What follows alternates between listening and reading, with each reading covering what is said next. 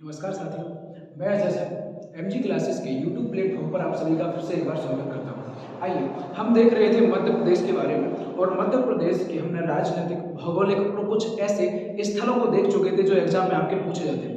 अन्य बचे हुए जो स्थल थे वो हम इस वीडियो में कवर करने वाले हैं और उनको वो सारे के सारे जो स्थल जो आपके एग्जाम में पूछे जाते हैं उनको हम विस्तार से देखने वाले हैं। चलिए स्टार्ट करते हैं आज का सेशन मध्य प्रदेश के कुछ प्रमुख स्थल जो आपके एग्जाम में पूछे जाते हैं। चलिए हम देखेंगे। देखिए कल हमने देवास और आपके देखिए कल का यदि हम रिवीजन की बात करें तो कल का हमने लगभग आपका इंदौर, उज्जैन, भोपाल, देवास और आपका होशंगाबाद और आपका लगभग आपके उज्जैन को क्या बोलते हैं उसको ग्वालियर, मुरैना, भिंड ये वाला क्षेत्र देख चुके थे। आज उसके आगे का क्षेत्र देखने वाले हैं जो मध्य प्रदेश में एग्जाम के लिए मोस्ट हो जाता है। उसमें यदि हम बात करेंगे सबसे पहले अगले क्षेत्र की, अगले स्थल की, मध्य प्रदेश का जो आपका पर्यटक स्थल के रूप में विकसित किया गया है एग्जाम के लिए हमारे से पूछा जाता है। तो उसमें आप देखोगे खजुराहो।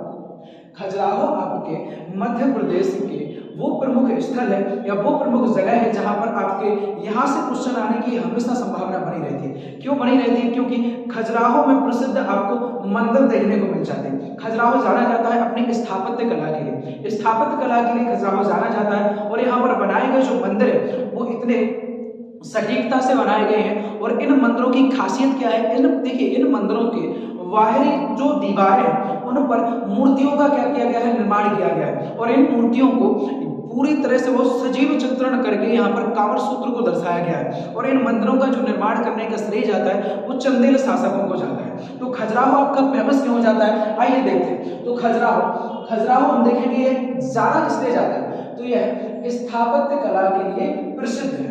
कौन सा?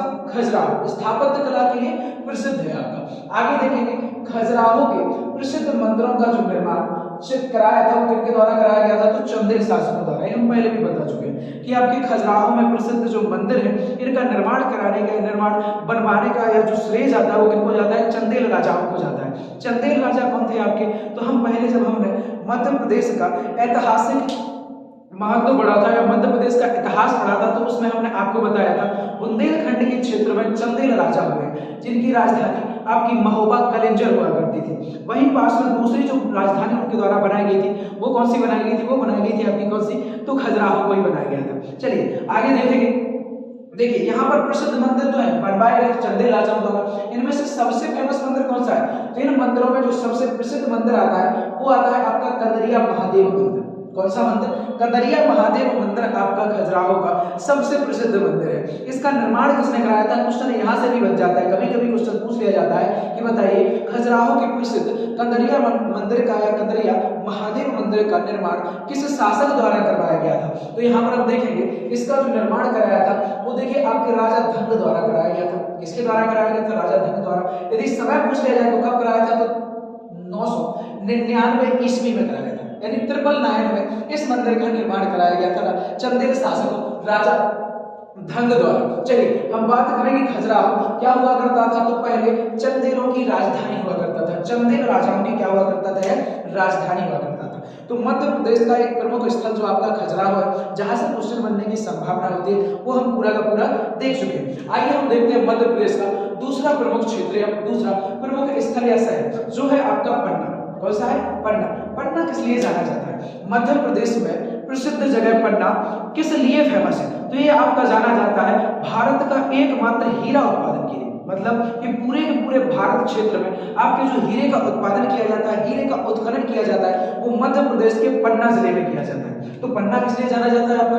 यह जाना जाता है आपका हीरे उत्पादन के लिए या हीरा उत्पादक क्षेत्र है भारत का, पूरे के पूरे भारत का। भारत में कहाँ पड़ेगा? तो मध्य प्रदेश हो। मध्य प्रदेश का कौन सा जिला है? तो वह है आपका पटना जिला। हम बात करेंगे सतना की।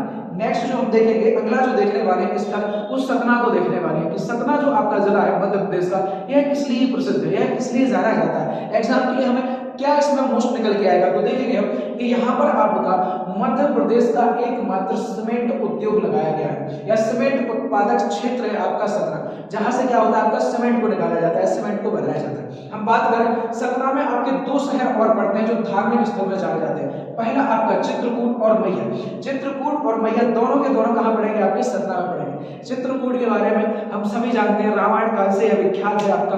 रामचंद्र जी द्वारा यहाँ पर क्या किया गया था? वनवास के उस समय पर कुछ समय यहाँ पर भी बिताया गया था। और तुलसीदास चंद्र जी यहाँ बोलते हैं कि भाई तुलसीदास जी द्वारा इसी चित्रकूट के घाट पर बैठकर रामायण लिखी गई, रामचरितमानस लिखा गया था। उसमें कहावत भी कही गई है कि चित्रकूट के घाट पर भई 70 की भीड़ और तुलसीदास चंदन के संग और तिलक करे नगरी। तो वही वाला जो चित्रकूट है आपका वो कहाँ पड़ेगा, आपका सतना में पड़ेगा। तो सतना किसका हिस्सा, मध्य प्रदेश का हिस्सा है। चलिए आगे देखेंगे। दूसरा यदि हम मध्य प्रदेश के जो पर्यटक स्थल की अगर प्रमुख क्षेत्रों की बात करें उसमें आपका आता है सिंगरौली।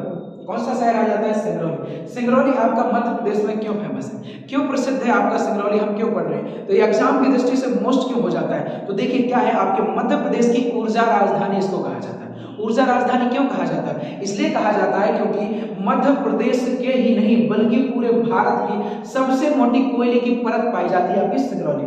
देखिए हम बात करें कोयला आपका सर्वाधिक उत्पादक जो राज्य है वो कौन सा है, वो तो है आपका झारखंड। झारखंड के मलाजखंड में हमें क्या मिलता है आपका, वो मिलता है हमें कोयले की खदान मिलती है। लेकिन यदि हम बात करें मोटाई में कि मोटाई में सर्वाधिक मोटाई में जो कोयले की खान जहां दिखाई देती है मिली हुई हमें, तो वो कौन सा है, तो वो है आपका कौन सा, मध्य प्रदेश का सिंगरौली। चलिए अब हम बात करेंगे यहाँ के सिंगरौली के बारे में। तो सिंगरौली की क्या बोलते हैं अपन, ऊर्जा राजधानी। मध्य प्रदेश की ऊर्जा राजधानी, क्वेश्चन बनेगा, बताइए मध्य प्रदेश की ऊर्जा राजधानी के रूप में किस शहर को, किस क्षेत्र को विकसित किया गया या जाना जाता है, तो सिंगरौली को किया गया या सिंगरौली को जाना जाता है। दूसरा, भारत की सबसे मोटी कोयले की सिंगरौली में स्थित है, यानी कि कोयले की जो परत है वो कहां पर स्थित है, वो आपकी सिंगरौली में ही मिलती है। इसीलिए इसे क्या कहा जाता है, कोयले की वजह से इसको ऊर्जा राजधानी कहा जाता है, ऊर्जा गृहिणी से कहा जाता है। चलिए हम अगला देखते हैं मध्य प्रदेश का। और अगला कौन सा शहर है जो आपके एग्जाम में पूछ लिया जा सकता है, तो कटनी। कटनी क्यों फेमस है हमारे लिए, कटनी को हम क्यों पढ़े, तो कटनी हम इसलिए पढ़ेंगे क्योंकि पूरे भारत में आपके रेल के या रेलवे के 16 डिवीजन बनाए गए हैं। कितने डिवीजन है आपके, 16 डिवीजन। उनमें से आपका एक डिवीजन कहां पर है आपका, तो मध्य प्रदेश के कटनी में स्थित है, जो आपका कटनी डिवीजन के साथ नाम से जाना जाता है, कटनी रेलवे डिवीजन। वो कहां स्थित है आपका, मध्य प्रदेश में। तो कटनी में क्या स्थित है आपका, रेल डिवीजन के लिए है जाना जाता है। इसलिए जाना जाता है, तो कटनी आपका रेल डिवीजन के लिए प्रमुख माना जाता है। चलिए अब हम आगे देखेंगे। और तो आगे आप अन्य शहरों की या अन्य क्षेत्रों की स्थलों की बात करें तो नेपानगर। नेपानगर क्या है, नेपानगर आपका देखिए कल हमने चर्चा की थी, जो पिछले वीडियो में हम चर्चा कर चुके हैं कि भाई आपका जो नोट छापने का कारखाना है वो कहां पर है, वो देवास में। हम बात की थी हमने कि नोट छापने के लिए कागज कहां बनाया जाता है, हमने बात की थी कहां पर, वो था आपका होशंगाबाद। अब हम बात करें कि आपका अखबार छापने का कारखाना कहां पर है, अखबार बनाने का कागज कहां बनाया जाता है, तो वो बनाया जाता है कहां पर, तो नेपानगर में बनाया जाता है। नेपानगर कहां पड़ेगा, तो ये आपके होशंगाबाद का ही हिस्सा होता है आपका, कौन सा, नेपानगर। तो नेपानगर में क्या होता है, तो नेपानगर आपका जाना जाता है कागज उद्योग के लिए, कागज कारखाने के लिए जाना जाता है। कौन सा कागज, अखबारी कागज। कौन सा कागज, अखबारी कागज के लिए जाना जाता है। चलिए और अगला बात करते हैं, जो इसके बाद देखेंगे अमरकंटक। मध्य प्रदेश का प्रमुख क्षेत्र अमरकंटक, एक इसलिए जाना जाता है, अमरकंटक आपका फेमस है आपका नदियां उद्गम के लिए। यहाँ पर आपका देखिए अमरकंटक जो है आपका अनूपपुर में पड़ेगा, अनूपपुर जिले के अंतर्गत आता है। और इस अमरकंटक से आप अमरकंटक पर्वत से आपकी 2 नदियां 3 नदियां निकलती हैं। कितनी नदियां निकलती हैं, 3 नदियां। एक सबसे बड़ी नदी जो आपकी मध्य प्रदेश की जीवन रेखा भी कहलाती है, नर्मदा नदी। नर्मदा नदी का उद्गम कहां से होता है, आपका अमरकंटक से होता है। हम बात करें एक और नदी जिसका नाम है कौन सी, तो उसका नाम है सोन नदी। सोन नदी का उद्गम कहां से होता है, अमरकंटक से होता है। और एक नदी और है जिसका नाम है महानदी। इन 3 नदियों का उद्गम कहां माना जाता है, तो आपके अमरकंटक माना जाता है। अमरकंटक कहां पड़ेगा, तो अमरकंटक की यदि हम बात करें तो देखिए यह अनूपपुर जिले में पड़ता है, या अनूपपुर जिले का क्या है, हिस्सा होता है। मध्य प्रदेश की जीवन रेखा यानी नर्मदा नदी का उद्गम क्षेत्र है। और ताप्ती और ताप्ती यहां पर गलत लग गया, ताप्ती नहीं है, सोन, कौन सी, सोन और महानदी का भी क्या है, यह उद्गम स्थल माना जाता है। तो क्या है आपके यहां से 3 नदियां निकलती है, कौन कौन सी आपकी, नर्मदा नदी, सोन नदी और महानदी। इन 3 नदियों को निकलने का जो स्थान है वो कौन सा आपका, अनूपपुर माना जाता है, अमरकंटक अनूपपुर के अंतर्गत आता है। चलिए हम बात करें और अगले स्थान की, वो है आपका जबलपुर। जबलपुर आपका मध्य प्रदेश का न्यायिक राजधानी के रूप में जाना जाता है। न्यायिक राजधानी मतलब कि मध्य प्रदेश का जो हाई कोर्ट बनाया गया है वो कहां पर स्थित है, वो आपका जबलपुर में स्थित किया गया है। जबलपुर और किस लिए जाना जाता है, तो जबलपुर आपका फेमस है, प्रसिद्ध जलप्रपात के लिए। कौन सा जलप्रपात, तो धुआंधार जलप्रपात। भेड़ा घाट नामक एक जगह है जबलपुर में, वहां पर आपका नर्मदा नदी के द्वारा एक बहुत ही धुआंधार तरीके से क्या बनाया जाता है, एक जलप्रपात, झरने का निर्माण किया जाता है। और ये झरने के लिए हमेशा क्वेश्चन बनता है मध्य प्रदेश से कि बताइए धुआंधार जलप्रपात आपके मध्य प्रदेश के किस जिले में पड़ता है? तो जिला की बात आए तो कौन आएगा? हमारा जबलपुर आ जाएगा। जगह की बात आए तो कौन आ जाएगा हमारा? यदि हम जगह की बात करते हैं कि जो धुआंधार जलप्रपात है वो आपकी किस जगह पड़ेगा? तो भेड़ाघाट आ जाएगा। और यदि हम उसी में बात करते हैं कि बताइए धुआंधार जलप्रपात आपकी किस नदी द्वारा बनाया जाता है? तो कौन सी आएगी आपकी? वो आती है नर्मदा नदी। कौन सी नदी? नर्मदा नदी। भेड़ाघाट आपका एक चीज के लिए और जाना जाता है, एक चीज कौन सी है भाई? तो वो है आपकी कौन सी? संगमरमर। क्या है आपकी? संगमरमर। संगमरमर के लिए भी है जाना जाता है। भेड़ाघाट से अपना सफेद संगमरमर निकाला जाता है। मध्य प्रदेश के जबलपुर जिले के अंतर्गत पड़ने वाला आपका भेड़ाघाट, यहाँ पर सफेद संगमरमर की चट्टानें प्रसिद्ध है आपकी। चलिए हम बात करते हैं और अगले शहरों की, अगले देशों, अगले क्षेत्रों की। तो आप यहाँ देखोगे महेश्वर के बारे में। महेश्वर क्या है?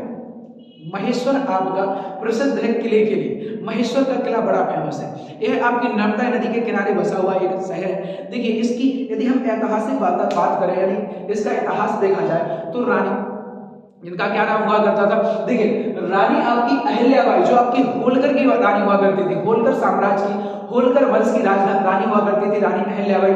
इनकी प्रमुख राजधानी केंद्र भी रहा है महेश्वर। महेश्वर पड़ेगा कहाँ? तो महेश्वर आपका आज वर्तमान में खरगोन का हिस्सा होता है। किसका हिस्सा है आपका? खरगोन जिले का हिस्सा है। यह अहिल्याबाई का क्या हुआ करता था? आपका राजधानी हुआ करता था। यह अपने किले के लिए फेमस है और अपने नर्मदा घाट के लिए भी जाना जाता है। क्या जाना जाता है? ये जाना जाता है आपका कौन सा? महेश्वर। महेश्वर आपका यदि हम बात करें तो एक चीज के लिए और जाना जाता है, राजराजेश्वर मंदिर के लिए। यानी महेश्वर में आपका धर्म स्थल या तीर्थ स्थल की बात की जाए तो आपका राजराजेश्वर मंदिर प्रसिद्ध है। और किस लिए जाना जाता है? तो इसका प्राचीन नाम के लिए भी जाना जाता है। इसका प्राचीन नाम क्या है भाई? तो प्राचीन नाम की श्रेणी में यदि हम बात करें, प्राचीन नाम की बात करें तो इसका नाम पड़ता था पहले क्या? माहिष्मति।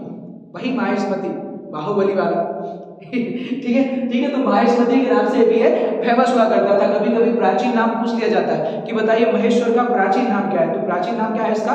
माहिष्मति हुआ करता था। चलिए हम आगे बात करते हैं कुछ अन्य स्थलों के बारे में। अन्य स्थलों में यदि हम बात करें तो पचमढ़ी को देखेंगे। किसको देखेंगे? पचमढ़ी को। पचमढ़ी मध्य प्रदेश का एकमात्र हिल स्टेशन है। हिल स्टेशन क्योंकि यहाँ पर क्या है? पूरी तरह पर्वतीय एरिया है। दूसरी बात करें मध्य प्रदेश का सर्वाधिक वर्षा वाला क्षेत्र क्या है? तो पचमढ़ी है। हम बात करें मध्य प्रदेश की सबसे ऊंची चोटी धूपगढ़ कहाँ स्थित है? तो वो कहाँ है आपकी? भी पचमढ़ी में। लेकिन पचमढ़ी कहाँ पड़ रहा? तो होशंगाबाद में। कहाँ पड़ता है आपका? होशंगाबाद। होशंगाबाद जिले के अंतर्गत आपका पचमढ़ी नामक एक स्थान है जो मध्य प्रदेश का सर्वाधिक वर्षा वाला स्थान है।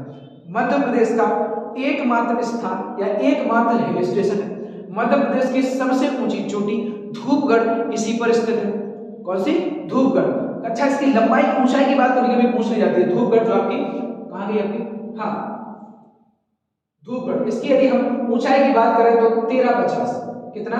1350 मीटर, यानी 1350 मीटर की क्या है इसकी ऊंचाई है। कौन सी? धूपगढ़ की। चलिए और यदि हम बात करें कि पचमढ़ी और किस लिए जाना जाता है, तो पचमढ़ी जाना जाता है आपकी प्राकृतिक सौंदर्यता के लिए, प्राकृतिक खूबसूरती के लिए जाना जाता है। यहाँ पर सर्वाधिक वर्षा होती है, सर्वाधिक वन होते हैं। लोग बाग यहाँ पर छुट्टियां मनाने के लिए जाया करते हैं। तो पचमढ़ी कहाँ पड़ेगा आपका?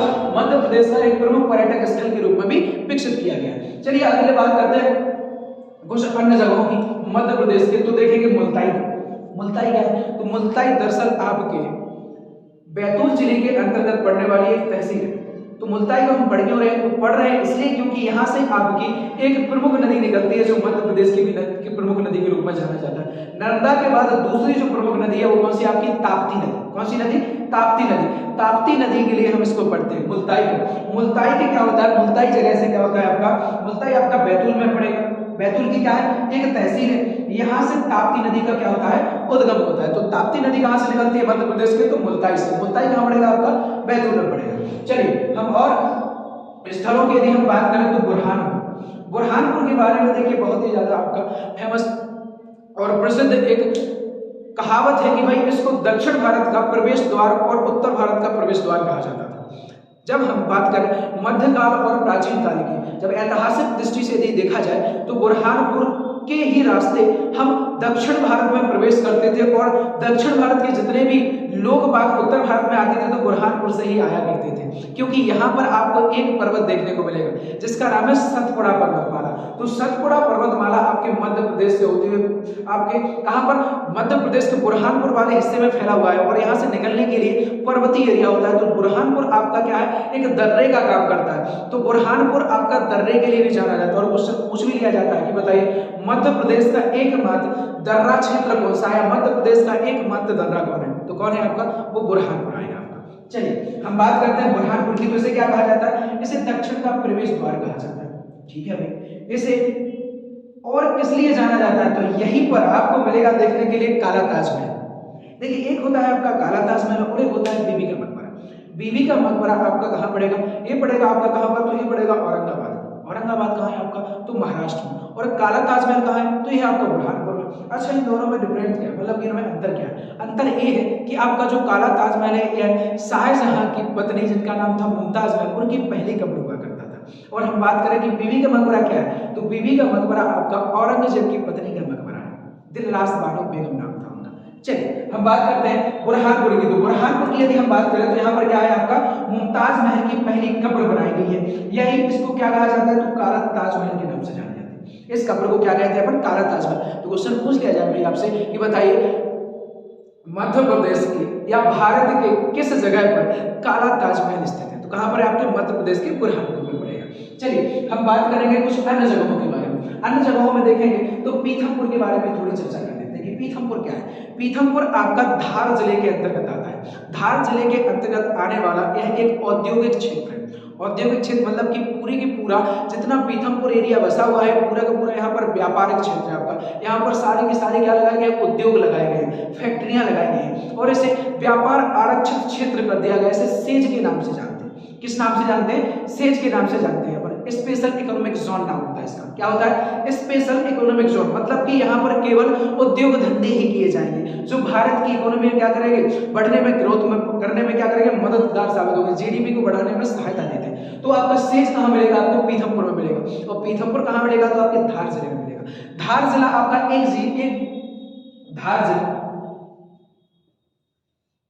धार जिला आपका फेमस है मांडू के किले के लिए। धार जो जिला है आपका किसलिए जाना जाता है, मांडू के लिए। मांडू क्या है आपका, तो मांडू आपका परमार शासकों के प्रसिद्ध विस्तारक क्षेत्र रहा था जहां पर राजा मुंज द्वारा यहाँ पर क्या किए गए थे, इन मंदिर ऐसे मांडू का क्या किया गया था, विकास किया गया था, मांडू को बसाया गया था। और मांडू को आप एक नाम से और जानते हैं, इसको आनंद की नगरी कहा जाता है। किसकी नगरी कहा जाता है, आनंद की नगरी। ऐसा क्वेश्चन बनता है, पूछा जाता है कि बताइए भारत के आनंद की नगरी से जाना जाने वाला शहर कौन सा है, क्षेत्र कौन सा है, तो कौन सा है आपका मांडू।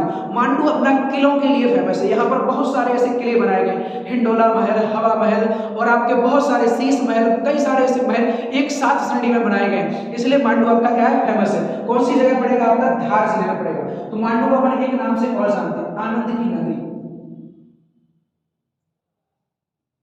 आनंद की नगरी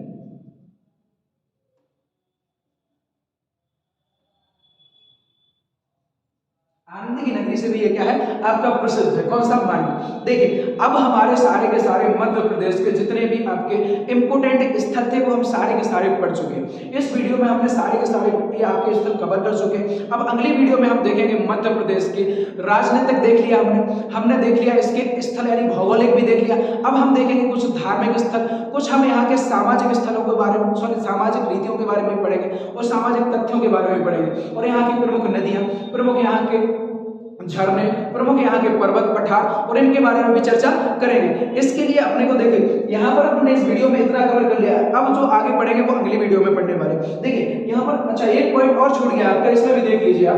देखिए मध्य प्रदेश के प्रमुख पर्वतों के बारे में देख लेते हैं। मध्य प्रदेश में आपके कौन प्रमुख दो पर्वत है या कौन प्रमुख पर्वत है, तो आपके दो यहाँ के प्रमुख पर्वत है। पहला है आपका कौन सा, सतपुड़ा पर्वत और दूसरा है आपका कौन सा, विंध्याचल पर्वत।